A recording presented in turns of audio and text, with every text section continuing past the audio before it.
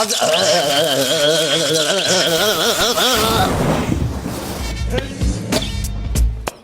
qishi kelibdilar. Nima xizmat?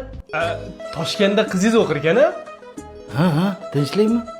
Shu qizingizga sovchilikka keluvdik. Qizingiz bilan o'g'limiz bir-biriga ko'ngil qo'yibdi. Nima deysiz shunga? Yo'q, hali qizim kichkina, bera olmayman, uzr.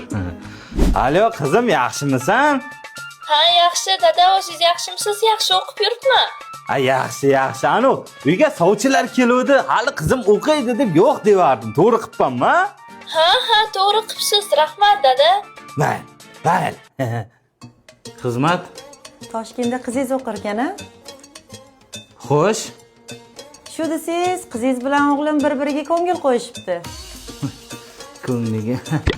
Qizim hali yosh, bera olmayman, uzr, ha? Alo, qizim, sen yor ko'rsatuvga chiqayapsanmi? Nega unaqa deyapsiz, dada?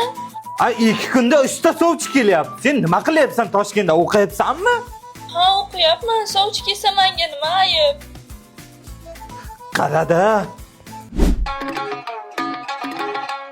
Toshkentda qizim o'qiydi, shundaymi? Shunday. O'sha qizimga sovchilikka keldingiz, shundaymi? Shunday. O'g'lingiz bilan meni qizim bir-biriga ko'ngil qo'ygan, shundaymi? Shunday, ha? Sovchi, keting. Keting. Qiz, ketganing hali 1 yil bo'ldi. Har 12 soatda sovchi kelyapti. Nima qilyapsan sen Toshkentda? O'qiyapman, dada. Qizingizga ishonmayapsizmi? O'z qizingizga ishonmayapsizmi? Qara lekin qiz. Qara, o'l. Mana yana sovchi keldi men. Endi sochini yuborsam bo'ladimi? Bo'ladi, hali lekin uyimiz to'yga tayyor emas. Remontiga pul kerak. Nech pul bo'pti? Ko'p emas. $30,000.